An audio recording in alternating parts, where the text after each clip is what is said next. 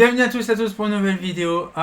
Nous sommes accompagnés de Diodure Métallique, un très cher ami que je connais depuis un moment. Depuis, ça fait combien de temps qu'on se connaît à peu près, en gros, sur les réseaux? Au moins 4 ans. Facilement déjà. C'est un des premiers abonnés, je crois, quasiment. Ça, je saurais pas dire, mais... Ouais, ça fait déjà un petit moment. Aujourd'hui, nous allons parler d'un truc, d'un sujet tabou que beaucoup de gens m'ont parlé, qui m'ont posé la question. Est-ce que c'est simple ou efficace de retirer un condo? Soit de le laisser ou de le retirer, parce qu'il y a beaucoup de gens qui s'amusent à retirer les condos de leur luminaire. Surtout Dorian, surtout Loïc, Antoine et Mathéo. Mais est-ce que c'est utile ou pas utile un condo? Justement, je viens là-dessus avec Diodure Métallique. La première réponse qu'on peut apporter par rapport à la question de l'utilité, c'est... Est-ce que ça vous viendrait à l'idée de retirer une pièce de quelque chose qui a été ajoutée par un fabricant qui est plus intelligent que vous, a priori, dans son domaine? Est-ce que ça vous viendrait à l'idée de retirer une pièce comme ça parce que soi-disant elle servirait à rien? Bah non. Ouais. S'ils l'ont ajoutée, c'est qu'il y a une raison technique. En plus, il y a un coût de fabrication de la pièce et d'installation, donc forcément que ça sert à quelque chose. Donc a priori, c'est pas une idée très futée de vouloir retirer un élément. Ça vous viendrait pas à l'idée de retirer une vis dans le moteur de votre voiture ou dans votre lave-linge? Ça n'a pas de sens. Ouais, c'est sûr. Donc du coup, c'est une particularité, ce condo-là, justement, dans l'installation. Alors, je pense que la première chose qu'il faut distinguer, c'est est-ce que le condensateur, ou les condensateurs, quand il y en a plusieurs en parallèle, est-ce qu'ils sont raccordés directement entre les pôles d'alimentation du secteur, c'est-à-dire entre neutre et phase, ou entre deux phases dans le cas des appareillages puissants, entre guillemets, ou est-ce que les condensateurs sont raccordés de manière plus complexe, entre guillemets, c'est-à-dire entre des bornes intermédiaires de ballast ou d'autres transformateurs. Voilà, il faut distinguer ces deux cas. Donc la suite, c'est... La suite, franchement, pour ma part, c'est pourquoi déjà il y a des amorceurs, des condos qui sont en parallèle ou en série. Certains luminaires, justement, j'explique en gros, vite fait en gros. On a eu des barres Clarel il y a un moment, et sauf que le condo faisait le série, parce que justement, quand on dit on va couper le condo, on s'en fout, on le retire, et justement, le luminaire était complètement impossible à démarrer parce qu'en fait, le condo était en série. Donc on est obligé de recabler le condo pour le refaire fonctionner ou de le chanter. Et il y en a certains, les condos sont parlés comme tu disais tout à l'heure, qui sont directement entre phase et neutre directement. Donc pourquoi qu'il y a une facilité comme ça de mettre soit en parallèle ou soit en série? Pour quel motif justement? Alors ça, je n'en ai pas la moindre idée. Parce qu'il y a bien un modèle. Parce qu'on dit toujours un condensateur de compensation, c'est ce qui permet justement... Bah après, je vais peut-être raconter les conneries, mais bon, entre deux, c'est pour réduire les sinusoïdes, ça je crois. L'ondulation, non? Non. C'est pas pour compenser l'électricité, non? Pour compenser ce qu'on appelle la consommation d'énergie réactive ou de puissance réactive. Ouais. Et donc du coup, c'est ce qui permet justement entre la phase et le neutre de faire quelque chose comme ça. De compenser l'énergie qui est, par exemple, dire une alimentation principale d'une BF, par exemple. Le condo est sur la phase et le neutre. Donc c'est ce qui permet de compenser l'électricité de... C'est ce qu'on va voir juste après, on va faire une vidéo là-dessus. Mais par contre, le série, qu'est-ce qu'il va pouvoir servir? Parce qu'en fait, il va pas servir grand-chose, en fait. Il va compenser comme un réservoir, puis c'est tout, quoi.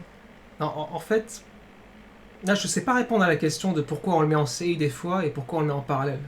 C'est les amorceurs, on sait, les amorceurs semi-parallèles et tout ça, on le sait. Mais les condos, il y a bien une particularité, quelque chose qu'il faut voir plus dans le détail dans le futur, quoi, je pense. Là, je ne sais pas. Ouais. Donc là, du coup, on a un petit peu vu vite fait, donc on sait très bien que c'est un truc qui doit être obligatoire mis dedans, mais après on peut mettre des neufs, si on veut laisser des vieux, pas des vieux pépouses comme ça, des années 60, avec du pyralène la plupart du temps dedans. Bon là, c'est un Philips rempli de pyralène, je suis sûr. Donc voilà, donc ça c'est un truc qui date de 61, ça vient d'un ballast, je crois, de Sony Duval, je crois. Voilà, donc c'est ce qu'on va découvrir à peu près dans le même machin, sauf que là c'est un cire qui date de 64, bon c'est pas un pyralène. Pas du tout, c'est un Philips, ça vient d'une NVF 1250 ou une NVF 250. Ouais, une NVF 250 ou une 1250, mais par contre c'est en pyralène aussi celui-là. De toute façon, tout ce qui est condo Philips c'est en pyralène, de toute façon, ça a bien été même marqué physiquement sur un catalogue, c'est bien été mis en pyralène. Je crois que c'est dans un catalogue où qui parle de la HRP10 ou la HRP11. Il parle de pyralène dedans. C'est perturbant quand même quand on voit ça. Donc on va pouvoir faire le petit test tout de suite. A few moments later. Alors du coup voilà, nous avons un petit montage un peu fait à l'arrache à la wall again justement d'une platine BF250 des années 60. La platine date de 64 avec le condo d'origine, avec le ballast Ahur. Non, même pas, c'est même pas un Ahur Masa, c'est un Trident donc des années 50. Un petit fusil porcelaine qu'on a testé qui fonctionne. On a bidouillé pour qu'on puisse mettre un petit disjoncteur là, justement, pour faire office de basculement entre sans ou avec condo. Ça permet de vous donner un aperçu. Donc là, on va faire un test. Je ne sais pas du quel côté. Est-ce que ça sera du côté des ballasts ou est-ce que je ne sais pas où on va calculer à peu près. On va vous montrer un petit peu le truc. On va savoir où est-ce qu'on va calculer. Donc, ce sera au niveau de la phase neutre. Ça, un peu de quel côté qu'on va voir ça. Du côté secteur, on peut voir, il me semble, le maximum de choses. Ouais. Avec la pince ampérimétrique et wattmétrique. Ok. Donc, on va faire tout ça. Donc, on se dit à tout de suite quand ça sera complètement allumé. Donc, on se dit à tout de suite. A few moments later. Alors, du coup, la petite BF, bon, c'est une BF 250 bien sûr, alors c'est ultra puissant, on a tout en pleine tronche. Alors là, on va pouvoir regarder déjà à peu près en gros, là, sans le condo, parce qu'on a des branches de condo. Bien sûr, on a retiré le machin parce que on a mis... Ah, bon, ça va peut-être nous faire chier ça, mais... La machine, il nous fait chier. Allez, allez, cale-toi, cale-toi. C'est pas grand chose, c'est pour les lampes.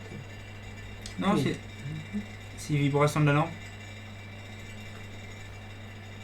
Non mais cherchez pas, il faut la mettre à plat. Elle va continuer comme ça. On va devoir faire avec, je pense. On a Ouais, ça. déjà tellement eu de mal à la caler Ah oui, correctement. déjà tellement faire. Ah. Allez. On va reprendre là comme ça. Donc là du coup, on va pouvoir commencer. Donc la lampe elle est en bonne puissance comme d'habitude. Alors du coup j'ai changé parce que de base ça devait être un disjoncteur comme vous avez vu tout à l'heure. Sauf que bien sûr comme c'est un tétrapôle, non c'est Un différentiel. un différentiel à 3 pôles. Mais le problème c'est que C'était un différentiel à 2 pôles. On a fait passer du courant que dans un seul pôle. Ah, donc et lui, donc- il voit un défaut. Voilà. Et donc il se coupe. voilà, donc du coup on a pris un bon petit sectionneur télémécanique de qualité pour faire office d'interrupteur pour câbler le condo quand on en a besoin. Pour rappel qu'il n'est pas du tout fait pour ça. Voilà, exactement. On rappelle qu'on ne devrait absolument pas couper en charge ou couper un courant avec un sectionneur. Voilà, donc là c'est pour la science, on teste ça simplement pour le condo. Qui va dégarder fortement le sectionneur. Bon, ça après c'est ultra rare, de toute façon on va le tester, on va le enclencher 2-3 fois, c'est tout. Alors là actuellement nous sommes à combien de tension là en volts là pour ça déjà là, combien La tension est toujours la même, secteur 230 volts. 230. Donc là maintenant j'ai enclenché le truc. On a eu un petit, je sais pas si vous l'avez, une petite vibration. Donc là on va regarder, voilà, on voit la différence, la petite vibration qui était pas tout à l'heure. Je sais pas si on peut se baser, en tirer une conclusion.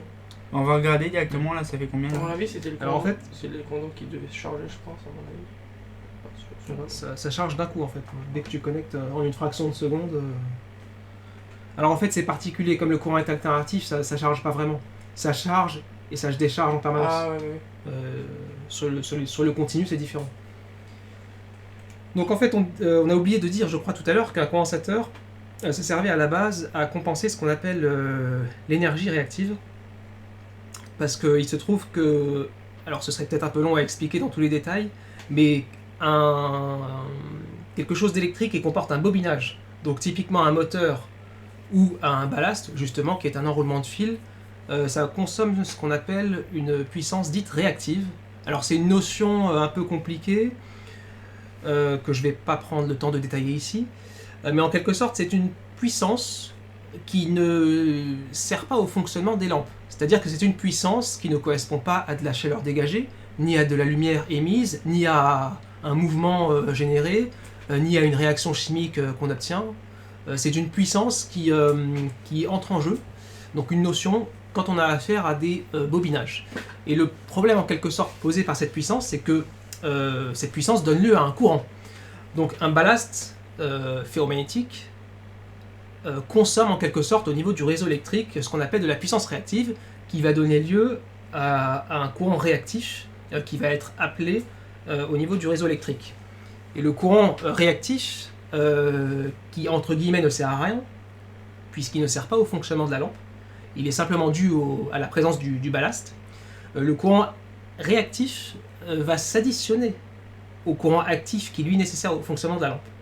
Ce qui fait que sur le réseau électrique, on se retrouve avec, dans le câble en fait d'alimentation, on se retrouve avec la somme de deux courants, si vous voulez, l'actif plus le réactif, Et le fait d'avoir en plus la partie réactive du courant fait qu'on se retrouve dans le câble avec un courant plus élevé que simplement le courant qui sert à faire fonctionner la lampe. C'est ce qu'on a vu une fois dans la dernière vidéo qu'on a vue ensemble. On avait parlé vite fait de ça par rapport aux machines à laver, tu te rappelles, on avait parlé de ça. Je me rappelle plus. Moi je me rappelle, on avait parlé de ça justement, mais on n'avait pas élargi le truc. Et alors, il se trouve que les condensateurs et les bobinages comme les ballasts, ce sont deux choses opposées. Ce sont deux choses qui vont donc se compenser électriquement. Et c'est pour ça qu'on ajoute des condensateurs, enfin c'est une des raisons en tout cas, pour lesquelles on ajoute des condensateurs quand on utilise un ballast ferromagnétique, c'est pour compenser l'énergie réactive que le ballast va appeler sur le réseau électrique.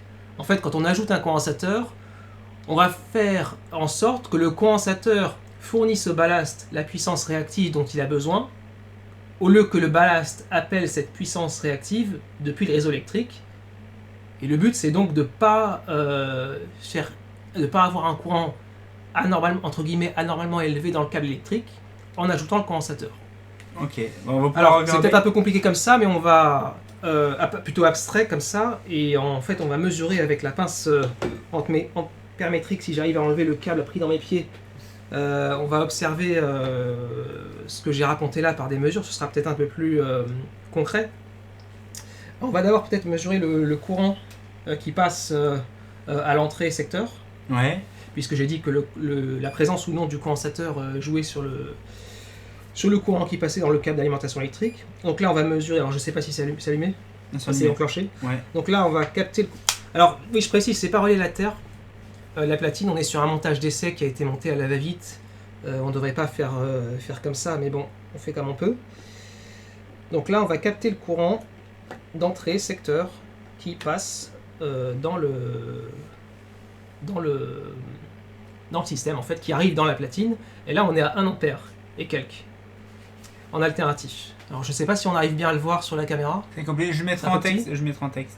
1 ampère 0 quelque chose. 1 ampère 0,6. Et maintenant, tu vas pouvoir couper le condensateur. Alors, l'éclat de la lampe, il n'a pas bougé. Non. Ça n'influe pas sur la puissance active qui sert au fonctionnement de la lampe. Ouais. Par contre, on voit que le courant, il a sérieusement Ah ouais, bougé. ouais, il a monté à 1,86. Voilà.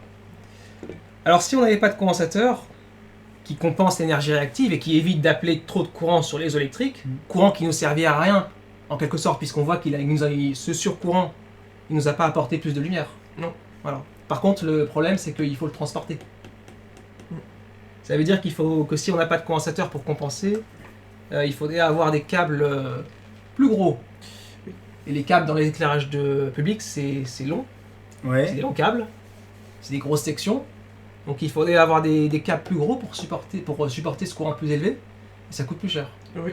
Alors, je vais essayer de faire une petite vidéo en retour caméra, comme ça Ouais. vous le verrez par rapport au changement. Donc là, vous voyez très concrètement la raison pour laquelle on compense l'énergie réactive. Donc là, actuellement, avec le condensateur, si on ajoute le condensateur, je vais peut-être le faire quand... On va peut-être refaire ça. Attendez justement. Annuler. Vas-y, laisse, t'inquiète. Ah. Pas grave. Non. Allez. Il y a une vidéo qui se tourne en même temps. Que je cherche déjà à défaire. Voilà. Et on va faire comme ça. Et je vais pouvoir remettre la petite machine là. Voilà. Tac. Voilà. Alors je vais remettre ça. Donc là, on est à 1,84. Donc là, voilà, sans compensation d'énergie réactive, toute la puissance réactive dont le ballast a besoin provient du réseau électrique. Ouais. Et donc, nous avons dans le courant, nous avons dans le cadre d'alimentation le courant actif plus le courant réactif. Ouais. Et si maintenant on connecte le condensateur, on voit que le courant appelé à l'entrée du système, donc de la platine, devient plus petit puisque le condensateur fournit, alors pas à 100%, mais une grosse partie, ça dépend comment il est dimensionné. Le condensateur fournit une grosse partie de la puissance réactive dont le ballast a besoin, ce qui fait qu'on appelle moins de courant sur le réseau électrique, ce qui fait que quand on utilise des luminaires compensés, on n'aura pas de surdimensionnement, on n'aura pas à avoir à surdimensionner les câbles d'alimentation électrique et donc à avoir des surcoûts exorbitants au niveau des installations par rapport aux on va sections le de refaire. cuivre. Vas-y, rouvre Alors, le machin. voilà, coupure. Là. Alors ça, c'est juste le courant. On peut observer ce qui se passe au niveau des différentes puissances. Donc là, on est à 182, 183. On va Voilà. renclencher. Vas-y. Ça, je pense qu'on l'a vu. Je vais montrer la puissance maintenant. Attends, justement, parce que j'ai oublié d'enregistrer un peu le truc. Non, là, je vais le faire, t'inquiète. Là, 184, parce qu'en fait, j'avais mis en photo. En fait. Je vais devoir tout redire. C'est pas grave, t'inquiète. Ok. Ok. Donc là, 182, 1 183. ampère 80. 1 ampère, ouais. Attention. 1 ampère 4, 85. Je renclenche le truc. Et là. Voilà. C'est rapide, c'est clair, efficace. On voit la différence. Il y a à peu près 0,80 ampères qui dégage en fait. C'est impressionnant. Voilà, donc en fait, c'est le courant. C'est la partie, ça correspond au courant réactif nécessaire au ballast, ou à la puissance réactive nécessaire au ballast, Ouais. qui n'est plus appelée, ou en tout cas beaucoup moins, dans une proportion beaucoup moins importante, elle n'est plus appelée depuis la réseau électrique, Ouais. mais c'est le condensateur qu'on a connecté qui va fournir la puissance réactive au ballast, Mm. en grande partie, ce qui fait donc baisser l'intensité au niveau de l'alimentation. Donc ça, c'est au niveau du courant. Donc on voit bien que l'intérêt le premier intérêt d'un condensateur de compensation, c'est que ça permet d'éviter d'avoir à surdimensionner les câbles. Ouais, je vois ça, ouais. Donc ça, c'est ce qu'on observe au niveau du courant. Pardon, au niveau du courant d'entrée, on peut mesurer la puissance électrique avec cette pince. Donc là, je propose qu'on mesure la puissance électrique appelée du côté secteur, Ouais. par tout le système. Mm. Donc je bascule ma pince en mode watt, je pourrais filmer. Ouais, si tu veux.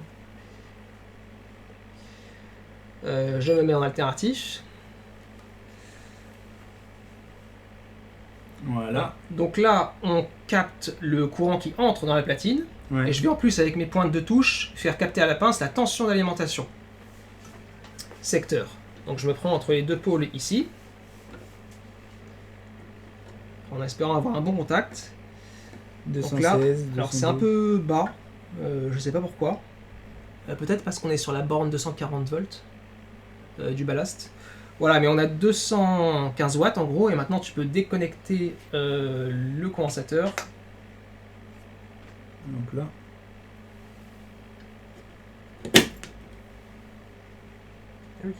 Alors théoriquement, ça ne devrait pas bouger. Mince. J'ai un mauvais contact. Quand c'est des vieux machins, c'est sûr que c'est toujours comme ça. Ouais.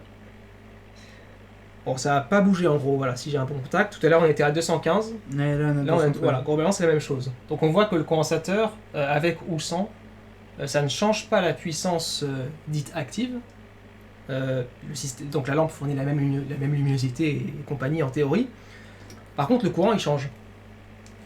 Alors maintenant, je propose qu'on mesure ce dont je parle depuis le début, c'est-à-dire la puissance dite réactive, qu'on exprime en volts ampères réactifs. Donc la pince peut aussi le mesurer. Donc, que je me rappelle, c'est ici. Voilà, là on va mesurer des VAR, des volts ampères réactifs. Et on va mesurer en fait, je vais reprendre la tension, on va mesurer la puissance réactive appelée au niveau du réseau électrique par notre système. Alors, je vais me mettre dans le bon sens. Ça marchera mieux. Oui, normalement ça change rien en alternatif. De toute façon, je le signe. Ouais. Donc là, nous n'avons pas de condensateur connecté. Nous appelons donc 398 VAR au niveau du réseau électrique. Maintenant, on va pouvoir le connecter.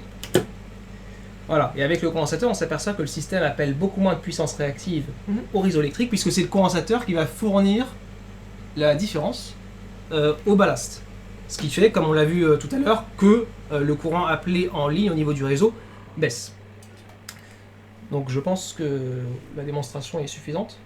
Ouais, franchement, ça rend vraiment bien. Franchement, oui. Alors on pourrait mesurer le courant dans la lampe aussi, Oui. et voir normalement qu'il ne change pas. Donc là, alternatif. Nous avons pratiquement 2 ampères. Oui, Et normalement, si tu enlèves le condensateur, ça ne doit pas bouger. vas-y. Voilà. Ça va pas bouger. Ouais, je vois ça, ouais. Donc on voit bien que ça ne change le fait d'avoir un condensateur ou pas En tout cas, quand il est connecté entre neutre et phase, entre les bornes d'alimentation, c'est-à-dire la configuration simple. On voit que ça ne change pas le comportement de la lampe, la puissance active, elle ne bouge pas. Par contre, ce qui se passe au niveau de la puissance réactive change. Alors, on pourrait mesurer le facteur de puissance aussi, puisque tout ça est lié. Oui, le facteur de puissance. Parce que j'étais en train d'oublier, donc on va se rebrancher de la même façon. Facteur de puissance, donc PF, alternatif. Voilà, PF, facteur de puissance. Je recapte le courant du côté du réseau électrique. Je viens de nouveau capter la tension d'alimentation du système. Alors, j'ai un mauvais contact. Je pense que c'était l'autre sens. Là, le fil rigide, c'est...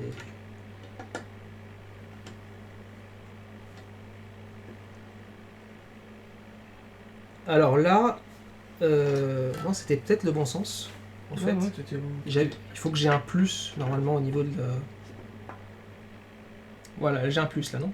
Non. T'avais un plus. J'ai un moins. T'avais un plus tout à l'heure. Oh. Oui, t'avais un plus. Non mais je suis maintenant dans le plus.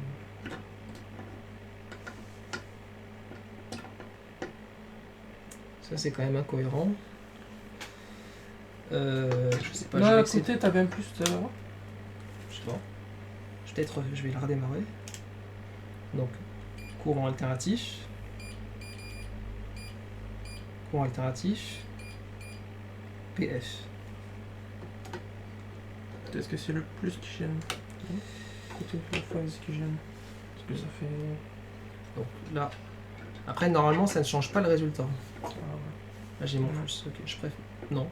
Je sais sais pas. tout à l'heure, mais... Ouais. Pourtant, j'ai pas bougé. Donc là, sans compensation d'énergie active, nous avons un facteur de puissance de 0,5, ce qui est très mauvais. Si on l'ajoute, la compensation, on voit que le facteur de puissance remonte sérieusement.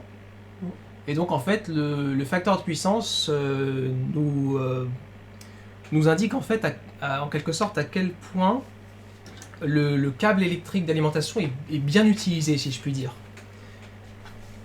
C'est-à-dire que plus le facteur de puissance est élevé, plus le courant qui passe dans le câble, finalement, sert à faire fonctionner la lampe et en fait ne contient pas beaucoup de composantes réactives, si je puis dire. Alors je ne sais pas si c'est très bien dit. Donc voilà, on a vu ça. Donc là, par exemple, sur le ballast, on peut voir que on nous dit qu'il y a un facteur de puissance qui sera supérieur ou égal à 85. Oui. C'est à condition d'avoir la compensation. Oui. Voilà. Bon, c'est cohérent, puisque quand on avait le condensateur déconnecté, on était à 0,5 à peu près. C'est à peu près les valeurs qu'on trouve sur les ballasts de tubes fluo. Ouais. 0,5, 0,55, parfois 0,4 même. Et là, ça devient beaucoup plus important si on connecte le condensateur de compensation. Bah, on va pouvoir éteindre tout ça, et puis on va faire un petit bilan vite fait, tout ça, pour parler un petit peu de tout ça. Donc, on se dit à tout de suite. A few moments later. Alors, le petit bilan. Donc, c'est vrai qu'on a vu ça, j'ai mal aux yeux de regarder la BF en fait, moi encore.